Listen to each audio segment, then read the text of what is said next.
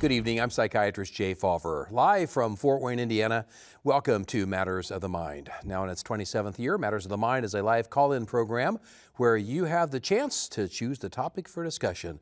So if you have any questions concerning mental health issues, you may call me in the Fort Wayne area by dialing 969-2720, or if you're calling coast to coast long distance, you may dial 866-969-2720. Now on a fairly regular basis, we are broadcasting live every Monday night from our spectacular PBS Fort Wayne studios, which lie in the shadows of the Purdue Fort Wayne campus. And if you have any questions that you'd like me to answer on the air, you may write me via the email at mattersofthemind, all one word, at wfwa.org. That's mattersofthemind at wfwa.org. And I'll start tonight's program with a question I recently received. It reads, Dear Dr. Fawver, what are the steps I can take if I want to do the following three things? I want to stop smoking, I want to quit drinking, and improve my overall mental health. I take bupropion, also known as Wellbutrin, and it seems to work well for me. I feel like I'm at a place where I can take on the smoking and drinking. That's fantastic. And smoking and drinking are addictive. They are modulated somewhat by dopamine. And that's why bupropion is increasing. Bupropion will increase the transmission in the brain, especially the frontal lobe, the thinking part of the brain, of dopamine and norepinephrine. And indirectly, that's what smoking and drinking are doing. When you smoke a cigarette and you have nicotine, it goes to the little nucleus accumbens in the middle of the brain here, which sprays out dopamine, gives you an energizing, feel-good effect. And nicotine does that. Alcohol, for some people, will do the same. So I think the question would be what residual symptoms you might be experiencing when you try to abstain from nicotine and when you try to abstain from alcohol. And my biggest concern early on would be any chance of withdrawal. If you're having withdrawal, that needs to be addressed. If you drink alcohol to the point where you start getting shaky, you get headaches, you can't sleep, you get sweaty, that means you're going through alcohol withdrawal, and that needs to be addressed over the course of 5 to 7 days. Typically, it can be done as an outpatient, but occasionally it's done in a hospital setting if it's very serious alcohol withdrawal. Nicotine withdrawal is more subtle. People can get irritable and angry and annoyed very easily as they're coming off nicotine. That's where bupropion can be helpful, but sometimes we'll use a medication like Chantix, which has been around for 20 years now, as a means of easing the nicotine withdrawal. And quite frankly, nicotine withdrawal can be modulated by using nicotine patches, nicotine gum, and the whole idea there is by using less and less and less nicotine to allow yourself to taper off. So now that you're ready to tackle smoking and drinking and trying to go off of those, talk to your primary care clinician about the possibility that you might have withdrawal and different means by which you can taper off of each of those. You might want to do one thing at a time, but if you're all ready to go for alcohol and nicotine withdrawal and discontinuation, that's fantastic. We want to encourage that, but sometimes we'll encourage people to do one thing at a time so they don't lose heart. There are different medications that can be used for the so-called prolonged abstinence syndrome that can occur. In other words, when people are off of nicotine, when they're off of alcohol, for several weeks and several months, they can still have that craving. So there's different ways that we can address that craving as well. For instance, many people, as they come off of alcohol, 4 or 5 months down the line, they might still have difficulty with sleeping, anxiety, irritability, and we will give them medications that now have a lot of research backing them. One of such is gabapentin, also known as Neurontin. Another one is topiramate, also known as Topamax.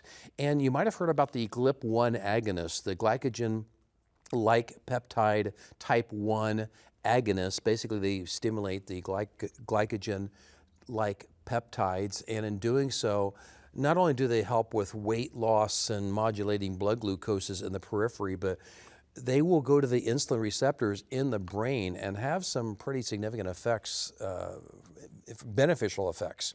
And it's thought that they can significantly impact addictive behaviors. A lot of research going on with those now. So here's a medication that was originally developed for type 2 diabetes, and then it got used a lot for weight management. And now we're talking about the possibility over the course of the next 5 years maybe of using the GLP-1 agonist quite a bit in psychiatry for the purpose of addictive behaviors as you're describing.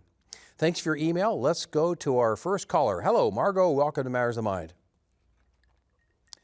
Margot, you want to know, is broken heart syndrome a type of depression? Broken heart syndrome is a phenomenon that occurs where a spouse dies within a matter of months up to a year following the death of their other spouse. So broken heart syndrome is thought to be a cardiovascular condition where due to stress, due to high levels of cortisol, due to high levels of adrenaline following the loss of a spouse, that leads the heart going into a cardiac arrhythmia where it doesn't beat properly and basically starts quivering, and then you die suddenly, and it's called broken heart syndrome.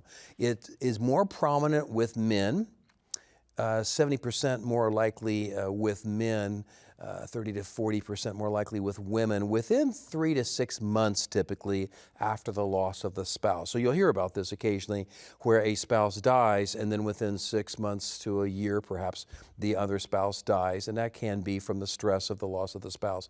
Is it thought to be related to depression? Kind of indirectly. I always am very, very careful about watching an individual after their spouse has died because I want to make sure they get some sleep. Many times when a person loses their spouse, they have trouble with sleeping. They realize the spouse is not there at night, they feel lonelier, and they start losing sleep. If you lose sleep, that increases the stress response of the body, and that increased stress response can be further exacerbated by the loneliness and the sadness and the grief that can go on during the day. So some of it's related to a depressive phenomenon, but a lot of it's related to the stress and the hormonal effect of that following the loss of a spouse. Thanks for your call. Let's go to our next caller. Hello, Dale. Welcome to Matters of the Mind. Dale, you want to know, how is nightmare disorder treated and how can it impair you during the day? Basically, if you're having recurrent nightmares at night, Dale, we want to try to understand the reason behind that. Quite frankly, nightmares are related to the left front part of the brain, which is the reasoning part of the brain, not adequately shutting down. Nightmares occur during REM or dream sleep, and they can be very intense. They can awaken you on occasion, and your brain is very, very active during nightmares. Now, we'll often look back to see why somebody might be having nightmares. If it's related to a past traumatic event, that's your brain's way of kind of holding on to that memory. The past traumatic event is processed in the hippocampus, this part of the brain, and the thumb part of the brain here, and that's the memory center of the brain, and the hippocampus can keep the brain awake to try to process those memories more at nighttime. From a medication standpoint, we'll use medications that are also known for as antihypertensive medications such as guanfacine or clonidine. We might use prazosin.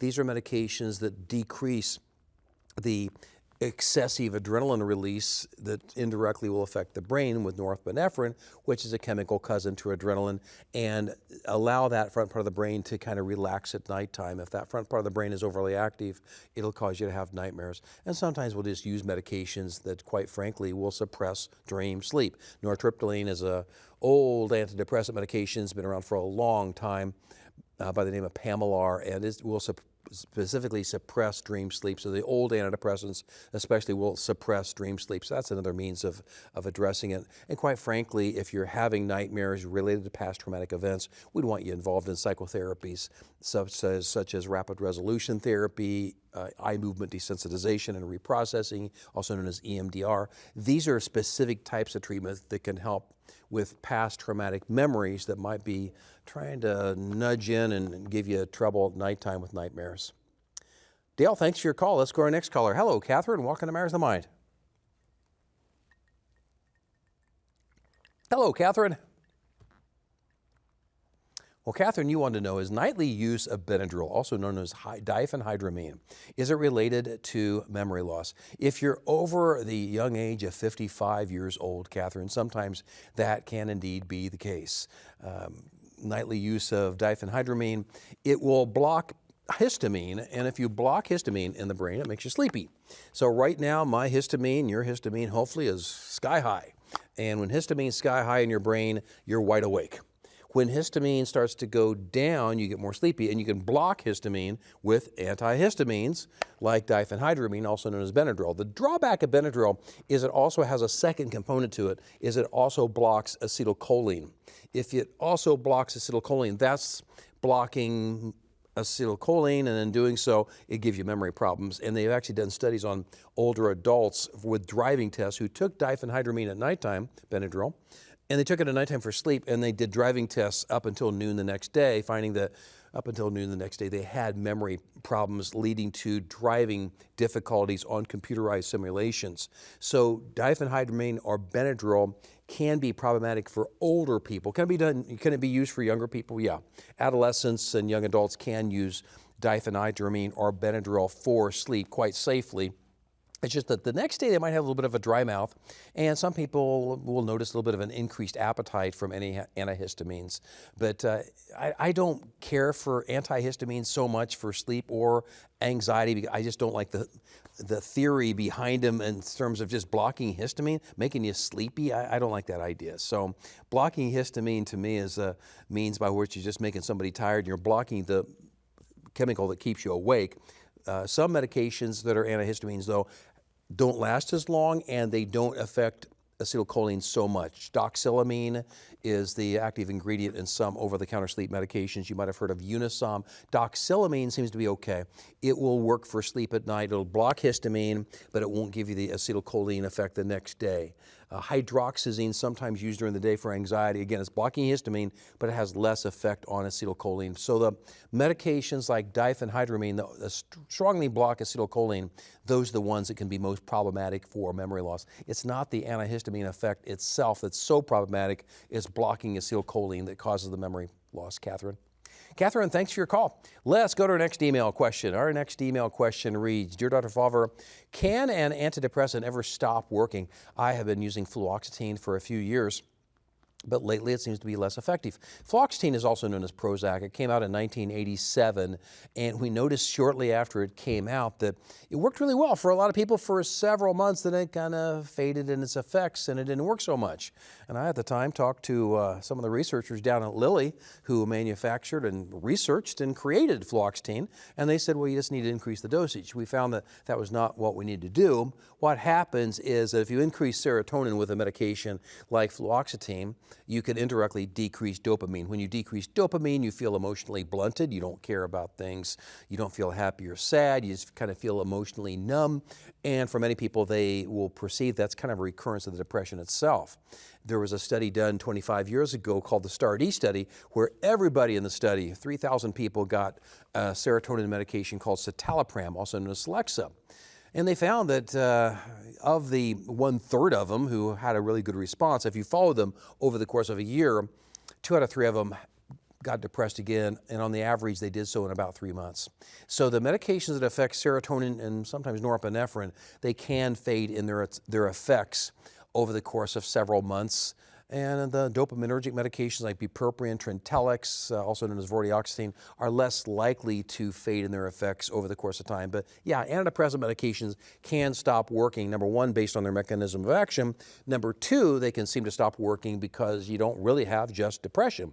If you have a condition called bipolar disorder, where you're having highs manifested by decreased need to sleep, racing thoughts, impulsivity, doing things and saying things you ordinarily wouldn't do or say, if you have manic highs periodically, then they go into lows. The highs and lows will lead to your having the perception that you're getting depressed again, because when you have the highs, you run out of gas, and then you have the lows. Those people need a mood stabilizer. We always look for underlying medical conditions that might contribute to somebody having relapses of depression, sleep apnea, low thyroid, diabetes, low iron, or just some of the conditions we'll examine when people are having recurrence of depression itself. So, we want to make sure that you're on the medication that's going to give you the best mechanism of action. We want to make sure that you've been properly diagnosed, so you don't need a mood stabilizer or something with the antidepressant. We also want to make sure you don't have medical conditions that might be contributing to your getting depressed again. Thanks for your email. Let's go to the next caller. Hello, Fred. Welcome to Matters of the Mind. Fred, you want to know what are some of the healthy coping strategies that you can use when you feel overwhelmed? Number one, Fred, keep the feelings of being overwhelmed in perspective. And what I mean by that is keep a diary of what's really bothering you right now, and keep a diary and note what you can do about those particular concerns and what you can't do about them, and things you have to let go. So if you can't address those particular concerns, don't procrastinate. Do something about those particular concerns that you can address. If you keep a diary, you can look back on the particular concerns you had 3 months ago, 6 months ago, even a year ago, and you're going to find out that those particular problematic concerns at that time, they took care of themselves. You were able to overcome them. They worked out. So if you think about the stuff that really bothered you a year ago, and even more so 5 years ago, you're going to figure out that it all got worked out. So a coping strategy to help you with day-to-day worries will be to keep a diary on a daily basis or a weekly basis, just writing down the things that you're noticing now. And you can look back on those particular concerns 6 months from now or a year from now and think, I got over that stuff. So that's the first thing you can do, Fred. Fred, from a coping strategy standpoint, when you feel overwhelmed, exercise is fantastic. Going for a brisk walk, getting some movement, especially outside with some fresh air. As it's getting warmer, try to go early in the morning or later in the evening, as long as it doesn't keep you awake at night. Sometimes people who exercise after 7 p.m. will have difficulty going to sleep. Try to get some exercise in somehow, some way, because that's one of the better ways that you can exercise. Also, Fred, if you're getting overwhelmed by something, try to get interested in something that doesn't involve that something. In other words, if you're feeling overwhelmed about your work-related activities, try to develop a hobby, a reading group, something that's entirely different than your day-to-day work-like environment. The medical students who I've taught recently say they have a reading group going, and they read things that have nothing to do with medicine. It's a wonderful coping strategy for a lot of people. And along with that, I recommend to many, many people, late in the afternoon, maybe mid-afternoon, try to take a 20-minute nap, no more than 30 minutes if you can avoid it. If you take a brief nap mid-afternoon or late afternoon, it recharges this thinking part of the brain to which I referred earlier. The thinking part of the brain is the front part of the brain. A brief 20 to 30-minute nap can do a remarkable job in resetting this front part of the brain and allowing you to download more information more efficiently. So a coping strategy would be to get a brief nap in. Einstein did this. They call it a power nap. And you do it for 20, no more than 30 minutes or so every afternoon on a regular basis. A coping strategy for feeling overwhelmed also would be, quite frankly, on a related note, getting adequate sleep.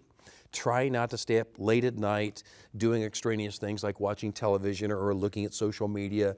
Try to get into a sleep hygiene pattern where you get sleepy at a certain time and you go to bed at that certain time. Now you might think, well, gee, I have certain things I do before I go to sleep. That's okay. I mean, if you read, try to read a chapter here, chapter there, but be careful about using any social media or going to the internet late at night, because the algorithms within the internet, they know what interests you and they'll keep you engaged and unfortunately keep you awake later at night.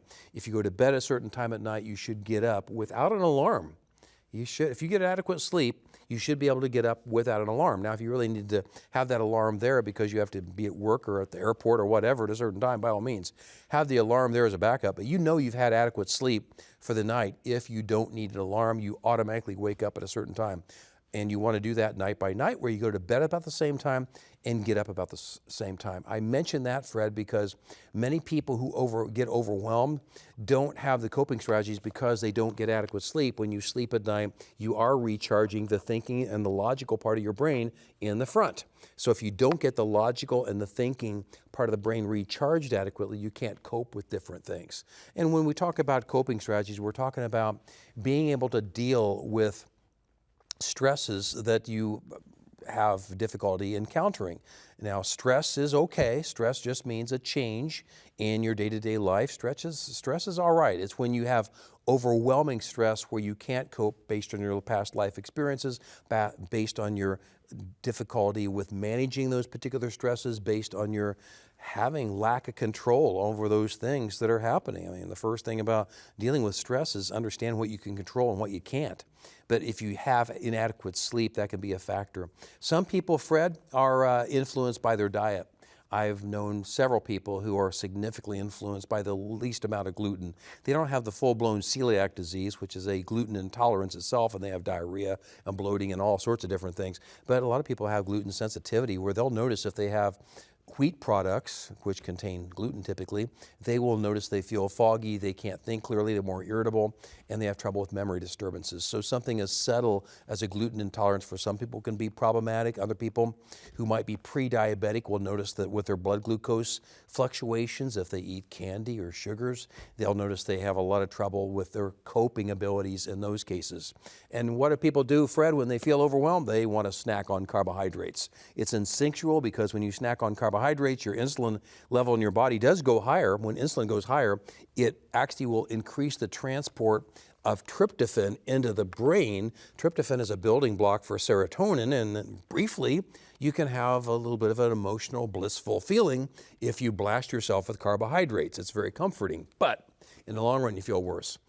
So that's why it's not recommended that people eat a whole bunch of sweets and refined carbohydrates when they're really depressed, because in the long run, the insulin levels will go up and down, and then you'll feel lousy when you're crashing. So I'd recommend, Fred, keep the diary, exercise, try to maintain things in perspective, watch your diet over the course of time, and be aware of what you can control and what you cannot control. And if you have any difficulty with particular environmental stresses themselves, Fred, you can talk to a counselor. Now, people tell me all the time, I talk about medications, I talk about the brain chemistry and everything. So where does therapy fit in? Well, if you think about how the brain works, it's like you have accelerating chemicals, you have braking chemicals. So you got the accelerator and the brake in nice balance. You've got all these chemicals working together to allow the brain to function from a chemical perspective. So if you think about the brain as being an accelerator and brakes on a car, it's got to be driving at a particular speed. It shouldn't go too fast, shouldn't go too slowly. So that's the whole purpose of the chemistry of the brain. It's got to be working properly, but the whole idea of psychotherapy will be to work as GPS for the brain. In other words, if you have difficulty with a life circumstance where you're unfamiliar and you are taking the wrong turns and you're having a lot of anxiety dealing with going where you need to go, that's where psychotherapy can come in. It's like the GPS for the brain. If you're going to an unfamiliar town, like a big city, like Chicago, New York City, and you're driving through these areas, typically, if you're a Hoosier like myself, you're going to have that GPS on. You need a GPS on when you're in unfamiliar environments so you don't get lost and you don't get to the point where you're taking the wrong turn. That's the whole idea of psychotherapy. You don't need psychotherapy every week for the rest of your life, but you certainly need it at times where you're experiencing overwhelming stress and you're feeling like you're taking the wrong turns, things aren't working out so well for you, you're making a lot of errors, and in the long run, it can have consequences for you. So psychotherapy can be helpful as your GPS in life to help you go the direction you need to go. Fred, thanks for your call. Let's go to our next email question. Our next email question reads, Dear Dr. Fawver, my brother has developed a nervous tic recently. Could his antidepressant be causing this? A nervous tic, yeah, if it's related to an antidepressant medication, it would probably be a serotonin medication, although the norepinephrine and dopamine antidepressant medications like bupropion can give some people a nervous tic, as can caffeine. Some people will notice that if they drink too much caffeine and they consume too much caffeine, they will not only get a tremor, they might get nausea, might get a headache, but they can get a little twitch here and there. So a nervous tic, a twitch can be related to serotonin transmission. If you get too much serotonin in your system from medications like Zoloft, Prozac, Celexa, Lexapro, Paxil, Cymbalta, Pristiq, Effexor, these are all medications that can affect serotonin. If you increase serotonin transmission too much, you can get a little twitchy, and some people will actually get a little bit of a tremor from that. So it all comes down to the question being, when did the nervous tics start? Did it start after a medication adjustment? Was it after a medication was started, when the dosage was increased? Was there any relationship to that? Keeping in mind that sometimes the antidepressant medications actually help with those nervous tics. Thanks for your email. Let's go to our last caller. Hello, Janice. Welcome to Matters of the Mind. Janice, you want to know about the warning signs of mental health crisis and what do you do if you experience one? Well, Janice, one of the key warning signs of a mental health crisis will be lack of sleep, number one. And number two, having other people notice that you're just not quite the same person they knew recently. When other people start to notice that you're having problems keep in mind that it probably took them a lot of courage to bring that up to you. But family and friends who notice that you're not quite the same, they often notice it before you. That's why I love it when spouses and family members will accompany a person to their mental health appointment, because I like to get their perspective on if what's changed over the course of time. So when family and friends notice a difference, that's an issue. Lack of sleep will obviously be an issue as well. But when you're having difficulty getting things done that you ordinarily will be able to get done, whether it be your work environment, when you're withdrawing socially, whether you're having trouble concentrating, keeping your mind on things, you're making more mistakes, you're having difficulty with day-to-day activities such as taking care of yourself and grooming, cooking, if you usually are the one to cook. If you're having difficulty with day-to-day activities, that's called functional impairment, and that's a key factor as well. What should you do if you experience this type of mental health crisis? You can always contact a mental health clinic, but at least contact your primary care clinician. Primary care clinicians are very, very good at being the gatekeepers of our overall health care, and they can identify mental health difficulties for a lot of people and get them referred accordingly. Janice, thanks for your call. Unfortunately, I'm out of time for this evening. If you have any questions concerning mental health issues, you may write me via the internet at Matters of the Mind, all one word, at WFWA.org, and I'll try to get your email on the air. I'm Psychiatrist Jay Fawver, and you've been watching Matters of the Mind on PBS Fort Wayne, now available on YouTube. God willing and PBS willing, I'll be back again next week. Thanks for watching. Good night.